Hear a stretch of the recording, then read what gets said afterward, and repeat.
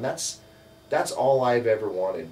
I love the SCA. I love the whole thing, the allure when you get on site and people know you. I can walk onto a site and people know me. They're like, Brian or Lochlan, hey dude, what's up? And and some of them, they know me and they're happy to see me and they run up and hug me and they don't even know my real name. Wow. I've known them for 6, 7 years now, and they're like, oh, this is Lochlan, blah, blah, blah, blah, blah. I love this guy. And they don't even really know who I am, but they accept me at face value for where I'm at and what I do and what I portray. And they see that I'm a real person. And I, that's all I want is, if the world wants to join the SCA, thumbs up. But, I'm just looking. It's not for everybody. It's not, and that's okay. But as long as you understand that if it's not for you, just a moment of respect, because, and not even in the fighting aspect. Some of the stuff that people make. You saw this leather. Some of the stuff that people can make with their hands. This bag, it was made for my wife for my knighting ceremony. Again, there's that symbol of my wife and 2 sons. This is all. You can see the stitching here. This is all hand done. A friend of mine named Todd Sandstrom, he goes in the society, he goes by the name Hjalmar. He made this for my wife. You could probably... Wool and hemp? Yeah, this is hemp and wool. This would be... all period correct stitching? Yes, very period correct. 9th century, like a Nordic satchel. Just goes over your shoulder. And he made this for my wife, for my knighting ceremony, and he handed it to her. And this is beautiful craftsmanship. You can see his stitching. This is all, none of this is on a sewing machine. And he handed it to her, and didn't want anything but a hug. And if that's not the salt of the earth, best damn people on the planet, I don't know what is. He made this pouch as well. Some of the, and my point here, I guess, is some of the craftsmanship that these people are capable of. It is amazing. This belt was made... And it's more heartfelt than a monetary... This was given to me when I got knighted. This is my knight's belt. And you can take a look at this buckle here. This is cast bronze, made by a guy named Torfin. My knight commissioned him to make this buckle for me for my knighting. And these people are amazing. That they can take something that was, brass bolts, and they melted it down and cast something that is replicated from something of the 9th century or 8th century or the 12th century. I mean, these people are amazing.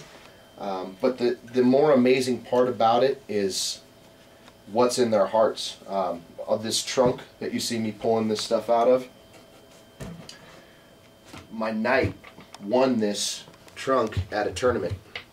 He won it. He won the day. He fought everybody and he won. And he turned around and gave it to me. What did I do? These people are... you gave him the opportunity to share his wealth of knowledge with you. Help you grow. He and I spent a lot of time together. And you know what? It's funny that now that I became a knight, we're still best of friends. And the friendship only got stronger after I became a knight. I was afraid that becoming a knight meant that we weren't going to be friends anymore, and it didn't. It got us stronger. And this is him here. This is his and my last day together as a as a knight and a squire, as a teacher and student. And now by society laws, we're brothers. Both orders of the members of the Order of Chivalry, the knights. And he's an amazing man, and the society's full of amazing people, and my only regret is that I didn't know about it when I was 17 or something, Yeah, it could have really been more of a transformative experience in your life. But my wife always says we are who we're supposed to be now because of the things that we went through, and so maybe had I known about it back then, I would have taken it for granted and wouldn't have appreciated it for what it is to me now. Because you wouldn't have the people behind you that you have now. You've got your family, health, your honor. And the people. And your friends. This man here is, in the society, his name is Vic Vikingson, and at the time he was the king of Antir. And if you look at the picture right next to it, that's the end of my knighting ceremony. That's Vic is delivering what they call the buffet. It's the last unanswered blow a man receives before solidifying himself as a knight in the society. And as the recipient, you agree that I let this man put his hands on me in an extremely violent fashion as he struck me across the face barehanded to deliver that buffet as a reminder, just as a reminder of the day, of the man that made me a king, and or made me a knight. And it's a game that we play in the society, but that was real. That was a real moment. Whether the queen herself recognizes me as a knight, that man hit me in the face, and I stood there and took it in front of my sons and my wife, and my closest friends saw that day, and I'm one of a couple hundred knights in antir, and they've all gone through it. They've all stood there and taken that blow, and he says it to you. He looks you right in the eyes and says that, let this be the last blow you receive unanswered, meaning you don't ever have to do this again, but this one moment you're going to stand there and you're going to take it. And anybody who says that that's not real, they're kind of screwed up, in my opinion. They're the ones that are out there calling you a fag and a geek.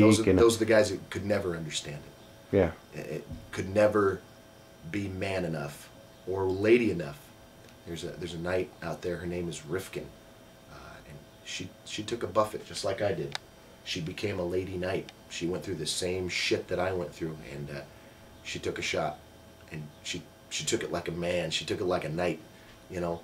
And if anybody, like I said, anybody who thinks that that's not real, those are the people that are making fun of us, and that's okay, you know, because I accept them for whatever they're missing, and if I could help fill a hole for them, I would, you know.